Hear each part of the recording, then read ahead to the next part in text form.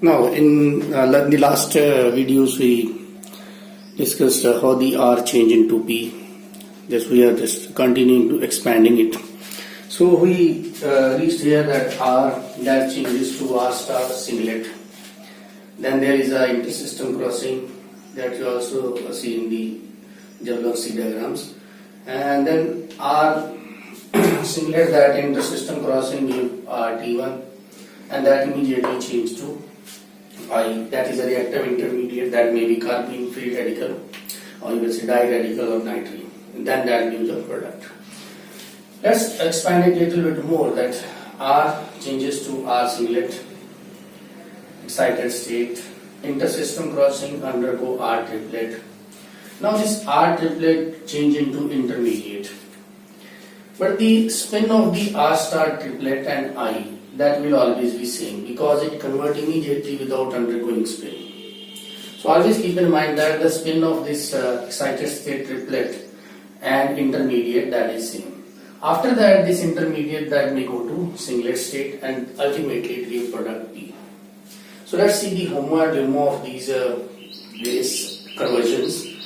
So this is homo, this is LUMO, that is of S1 in excited state, spin is opposite. Intersystem crossing, it become triplet, spin becomes same. Now it will change to some intermediate. Okay, this is your intermediate and triplet state, both are in the same spin. Then this intermediate triplet that go to intermediate singlet, spin change now, and it ultimately change to product. So this is the overall, you can say, the general introduction, overall process by which the R changed to P. So now it takes these steps. So this becomes your ultimate conversion of your R that changes to P. But now we will discuss whether this process is efficient or there are some side products which are formed. So when you see this product, like we are at R, and it changes to R star, that is the excited state. Okay, that changes to I, that changes to P. Now when R changes to R star, this is your primary photochemical process. After that, after the R star change into I and then change into P, these are not photochemical process, these are radical chemistry. Okay, only radical reactions are involved. So only this part is a primary process, that is called a photochemical process. Now, some of the R star which is formed because it is an excited state, is a higher energy, some may convert back to R,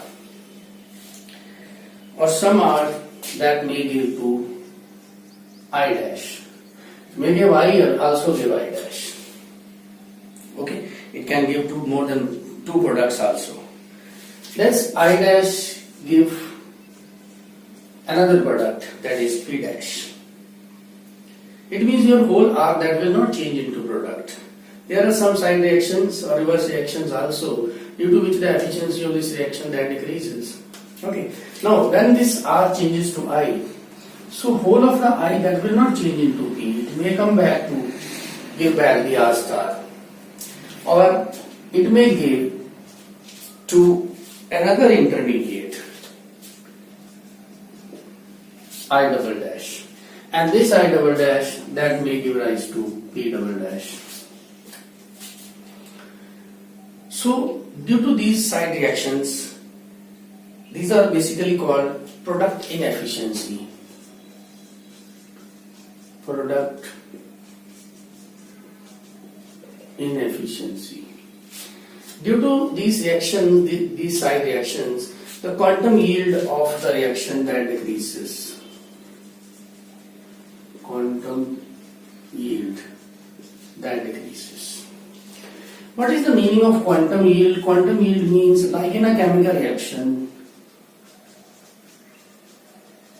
we say that R changes to P.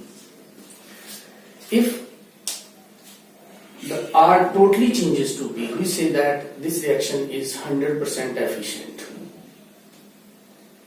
The yield is 100%. Okay.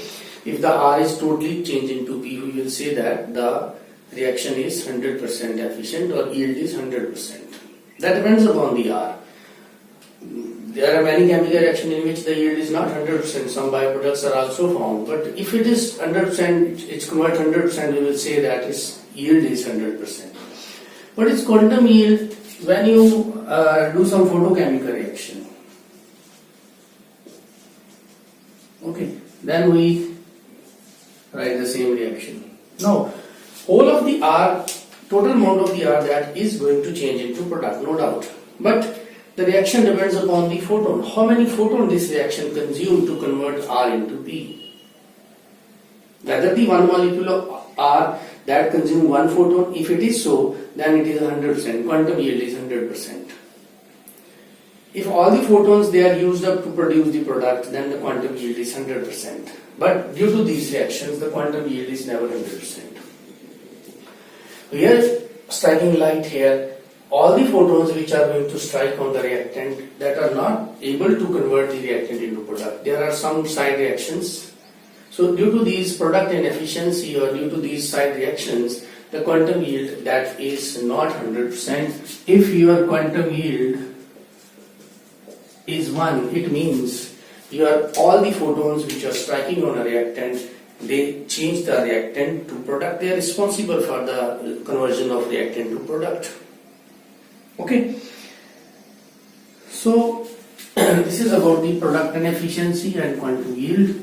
How many moles of reactant that change into product and how many moles of photons they are observed during the conversion. Okay. Now next is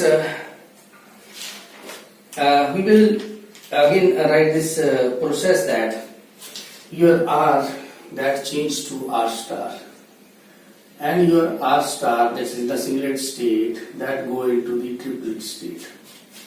Then it go into the intermediate triplet state. Then it go to triplet, singlet, intermediate singlet, and then product. Okay. So your I that may give rise to different products. P, P1, P2, P3. So this reaction, the conversion of R to P. There are 2 points to note that. R to P may convert into single step or number of steps.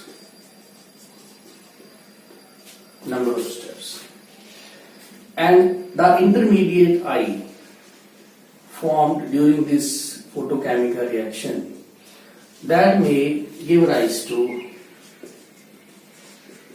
more than one product. So these things we will discuss next in the example, how the products are formed. So now take an example of this reactant.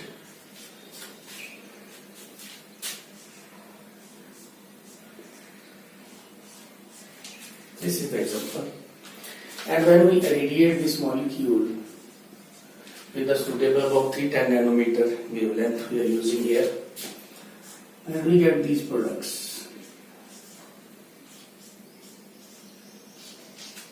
This is acetophenone plus ethene, and we get a cyclic compound also.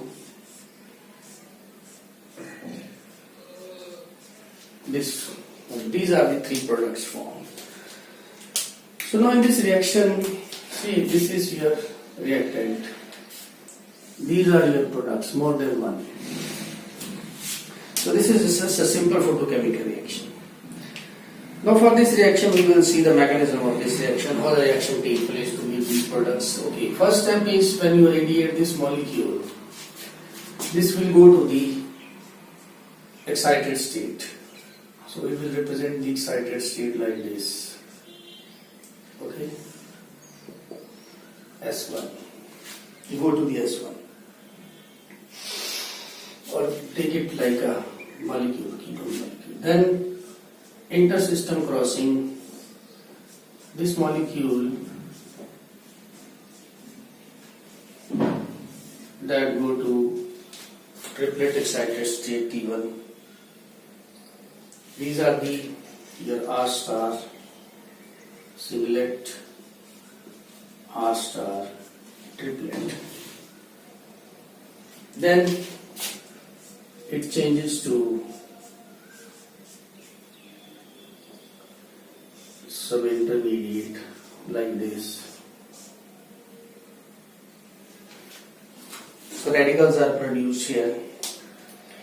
After that, there will be a hydrogen abstraction. The hydrogen present at this carbon, that is abstracted by oxygen. So there are two electrons. One electron move here, one electron move here, and this electron form a bond like this. So this step involves the hydrogen abstraction. Now we get the I. What is I? I is here we get OH, and here we get a radical, and here we get a radical. This is your I. This is intermediate, and this is 1,4-diradical. So I may be carbene, may be nitrene, may be some radical. So here in this reaction, it is 1,4-diradical which is produced.